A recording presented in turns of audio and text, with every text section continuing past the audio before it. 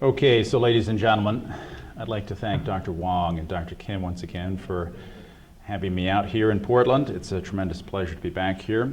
I enjoyed Dr. Giacono's previous presentation very much, and I'd like to present this with some, perhaps a little bit of compare and contrast, but there's a lot more similarity, I think, than there is difference.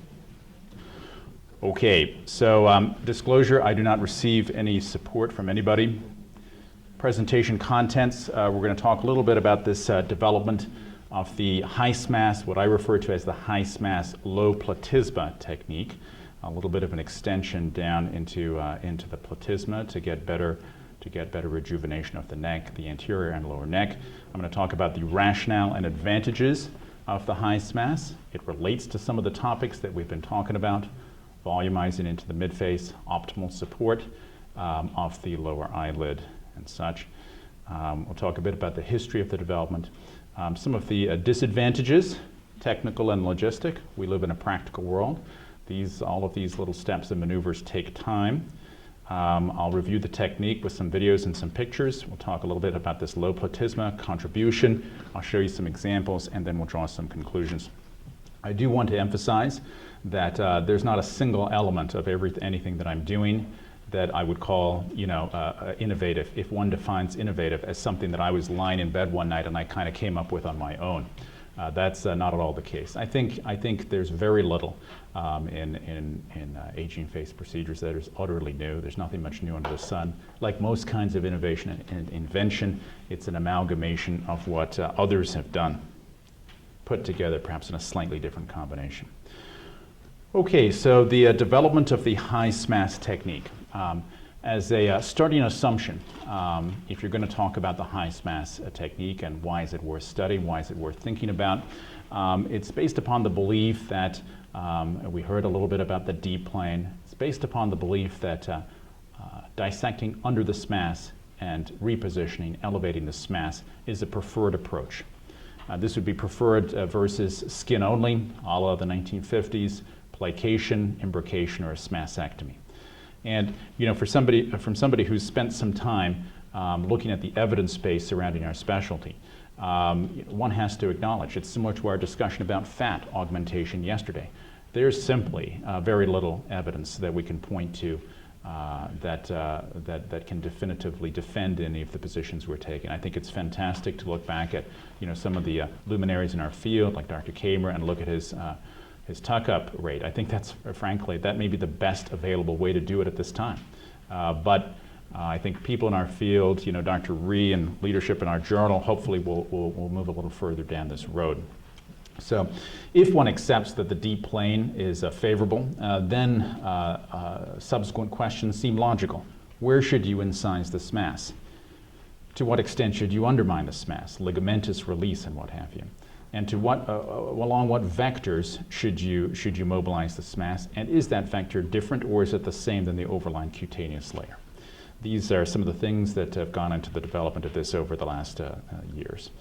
I would want to acknowledge, like I said, sort of standing on the shoulders of other people, the high Smas technique was named after a plastic surgeon in Dallas, Texas, Fritz Barton.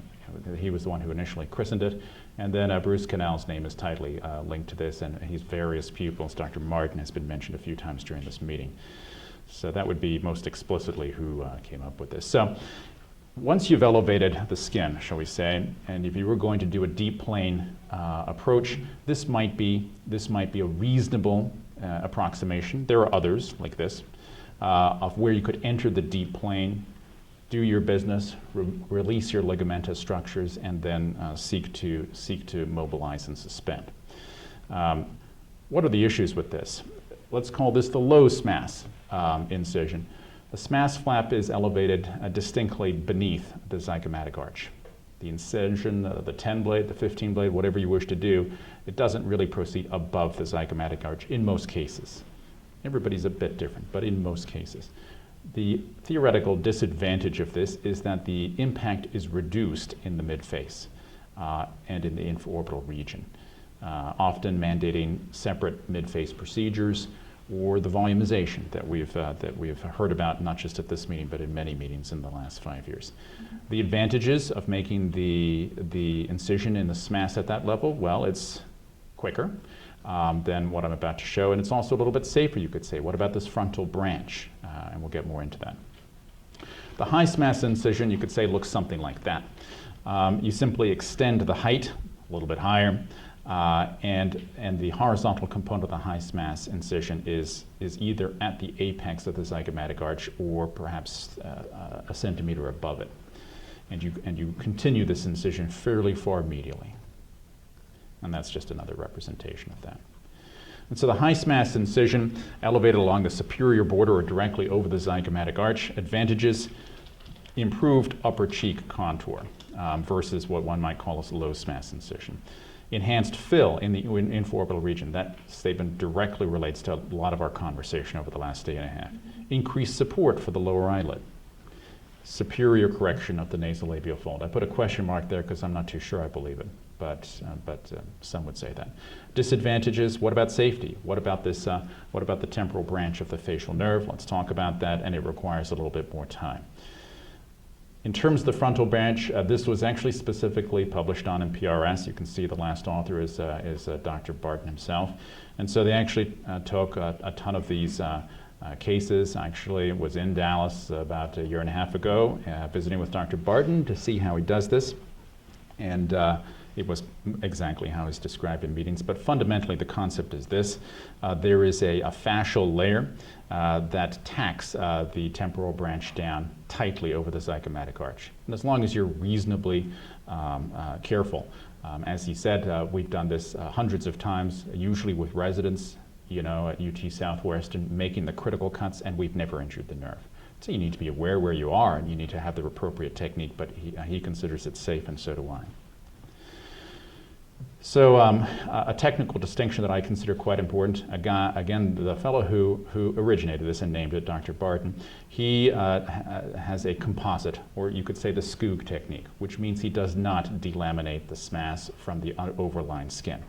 As soon as he enters the Smas in the deep plane, he leaves it together, and therefore he mobilizes the skin and the majority of the Smas in the same vector exactly. Okay. It's certainly, there are advantages to this. It's quicker. You don't have to go through that extra step of getting the Smas separate from the cutaneous layer anteriorly, and also you end up with a hardier flap.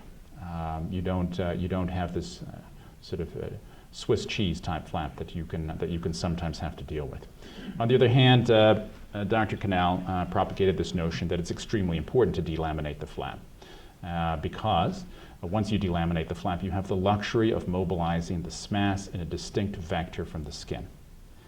This is what I, having done both, having toyed with both, having looked at my patients 6 months, 12 months, 18 months, 2 years out from having done both, I prefer the second approach, where you can delaminate and you can move the Smas and the skin in different vectors. And in every case, the Smas is mobilized in a somewhat more vertical vector. It's true that there's a sweet spot and that you can optimize it for each patient, but the cutaneous layer, the skin, is always mobilized perhaps 10, perhaps 15 degrees more horizontal than is the Smas. Okay, a lot of this is fairly rudimentary. This is your typical incision, the two sort of bird's beak incisions here, and here, and then this horizontal limb right here is never at the absolute inferior aspect of the tragus. It's always about 75% down the height of the tragus. I find it heals better there. Posterior incision, it's not always that long in its occipital, but it usually is. Also, when I raise the flap, my dog ear is never anterior. The biggest part of the dog, there's a little one anteriorly, but it's mostly posteriorly. It's mostly right here. And when I have to excise that dog ear, I always do so on the hair side, not on the flap side. Certainly, it's a bit more of an irritation, but what you then do, you find that your incision tucks back into the hair as opposed to leans forward into the visible aspect of the neck.